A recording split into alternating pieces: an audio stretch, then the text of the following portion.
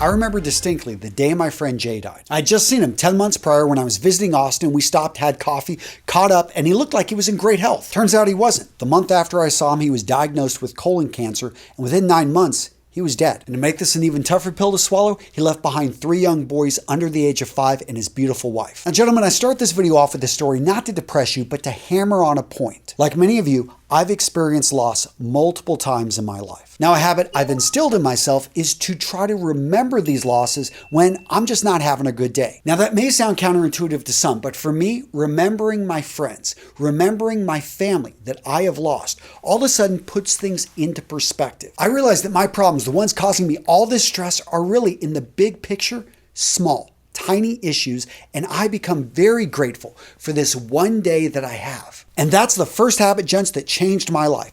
Having gratitude, appreciating what I do have, this one day to make a difference. Next up on the list, winning the day by doing the one thing that matters. Now, I know that you're busy. Yes, you've got hundreds of things you need to get done on your to-do list, both personal and professional. But if you really boil it down, what is the one thing that if you got it done today, you would just feel amazing? I'm talking about that stone that's been sitting on your chest, making it hard for you to breathe. If you could just push that off, all of a sudden, you would be able to breathe easier. And gents, this doesn't have to be a huge project. I know I like to keep my wins under 60 minutes. An example of my win for the day, recording a video here at Real Men Real Style. I consider this a win because it's something I can do in less than 90 minutes. And guess what? I know that this video will reach and impact thousands of people. So for me, this is a huge win, one of the best uses of my time. Another big win for me, working out with my 15-year-old son. I find our time in the gym or when we're outside working out, working on his sprints, this is the time that we best connect, when actually we have our best conversations. Now guys, this sounds easy, but so many guys mess this up. Focus in on that one win.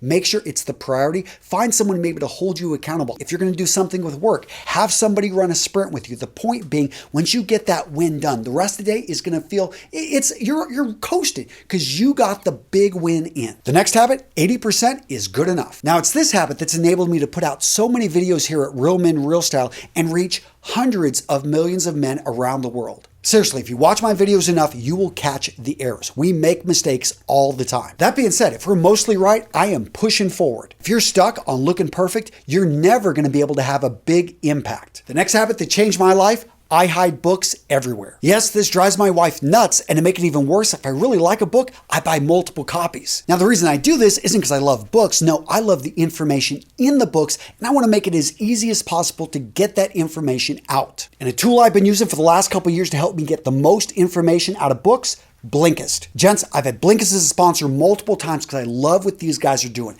They take the best nonfiction books out there and they distill it down into less than 15 minutes. You can listen to it on audio. You could read through it really quick. Basically, the points you need on the books you should be checking out. An example of a great Blink, James Clear's Atomic Habits. This is one of the best-selling books out there right now on how to transform your life. The problem is it's a big book. Not everyone's going to read it. I've read it, but guess what? When I want to go back and get the notes, I want to reread, I want to quickly get the summary of that book, I don't go back to the book. I go back right here to Blinkist because they have everything I need in less than 15 minutes. And again, I can also listen to the audio. So pretty cool that they've got both the written and the audio for you. Gents, they've got over 3,000 books. The app is incredibly easy to use, and that probably explains why over 12 million people are using this app and absolutely loving it. And the best part about all this, unlimited access. Seriously, use that link down in the description. The first 100 of you to use that link are going to get unlimited access for a solid week. And after that, if you decide to become a full member, you'll get 25% off. Guys, if you care about continued education, I can't say enough great things about this app. If you want to get smarter, 15 minutes at a time,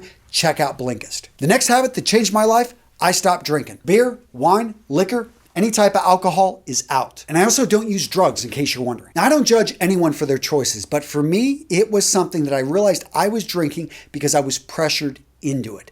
I really didn't get any type of benefit of drinking alcohol, especially once I was in a relationship. In fact, I found that by drinking alcohol, I all of a sudden put into jeopardy my relationship because, yeah, I just become a lot more attractive and women come and sit in my lap. Seriously though, I just found that when I was drinking alcohol, my ability to make the right decision became impaired. And therefore, I didn't want to risk everything I have because I was just simply drinking or having a couple drinks. And a couple added benefits, I I save money, and I can always wake up earlier. On the downside, I'm now popular with my friends because I'm the sober driver. The next habit that has served me very well in my life is I stay in touch with people that are smart, skilled, and passionate about what they do. In fact, going through my Rolodex, the people I call the most often seem to be the most obsessed people, the people that are very much on a mission.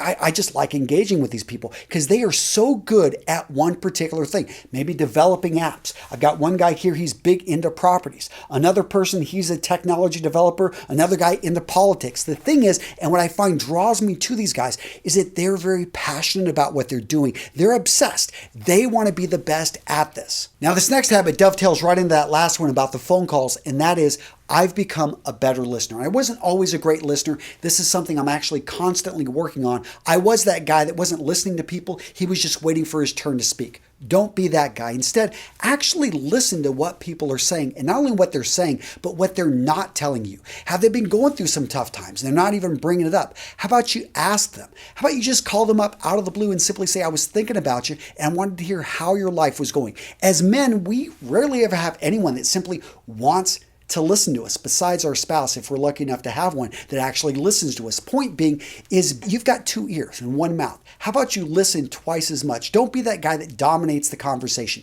Be that active listener, the one that actually is listening, asks better questions based off of what that person was saying, because so many people have told me that they like to talk to me and they realized it because I actually just listen to them and then give them, basically questions and feedback based off of what they said. Now, I know some of you guys are saying, Antonio, I don't have time for this. How in the world do you have time for any of this? Here's the thing. I schedule everything. Seriously, if it is not in my calendar, it's not going to happen. Even personal events, I make sure that I talk with my wife and we schedule in so I make sure I got the day blocked out. Otherwise, things will find a way to get in there. Now, I'm very particular about my schedule. I know Mondays and Wednesdays are the only dates I have team meetings, and I open up my calendar on Tuesdays and Thursdays so I could film more content. But if you're going to schedule a meeting with me, what you're going to find is you've got to have an agenda. Oh, and the meetings are only going to be about 15 minutes long because there's really no reason for a longer meeting. A lot of my meetings I keep to 5 minutes. Why so short? Because I know if someone shows up with an agenda, we know what we're going to talk about, especially people on my team that we meet again and again. We can get a lot of stuff accomplished in a mere few minutes. So make sure, guys, that you've got a habit of keeping your meetings tight, of making sure you protect your calendar, your agenda. Otherwise, people will throw things in there that you don't want. That being said, the most important meeting I have every single day is the 30 minutes with my wife sitting on the porch having coffee. A couple things about this. One, I love my coffee. And if you've been on any of my live broadcasts, you know I have a coconut sugar, a little bit of cream in there. I make my coffee really nice because I want to look forward to it. The other thing is just simply sitting and talking with my wife. She has different things she wants to talk about, mostly about the kids, and that is sacred time for us to be able to spend time together as a couple because life gets busy. And yes, I know there's a lot of craziness going on, but sometimes you just need that time that you can open up to each other, and that is probably one of the best 30 minutes every single day that we spend together, usually well before 7 a.m. The next habit that's changed my life, paying cash for everything. Now, to be transparent, yes, I do use credit cards, but I pay them off every single month, and I use them more as a buffer of protection because a lot of credit cards, especially American Express, allow you to extend warranties on things when you buy them. And if you need to get your money back, it's a lot easier to get it through a credit card to get your money back from a vendor than it is to try to use a debit card or if you paid with a check. There's also bonus points you can accumulate plus cash back. So whenever I'm spending money, especially with the business, it makes sense. That being said, I went through a bankruptcy about a decade ago. That transformed the way I look at money. Nowadays, if I can't pay cash for it, if I can't pay for it up front, then guess what? I can't afford it. Now, I love this habit because there's a lot of added benefits besides not being in a whole bunch of debt. First up, you live below your means. When you got to save up for things, you have time to think, do I really need this? Is it really going to add that much value and happiness to my life? I drive a 23-year-old truck. It gets the job done. My house is paid for. It's a very simple home. And I've been thinking, do I want to upgrade? We're putting money aside. But you know what? With everything that happened in the world, I felt good that we didn't overextend ourselves. We didn't stretch. We didn't put ourselves in a tough position. When paying cash, you not only avoid interest on borrowed money, but you understand the power of delayed gratification, of simply putting that money aside and working a few years to be able to have enough to go out there and make that big purchase. So what video to watch next? How about the super productive things that the top 1% of men do? And to be honest, most men do not do these things. So if you want to be more productive, you want to get more done, check out this video right here, guys. I will link to it down in the description.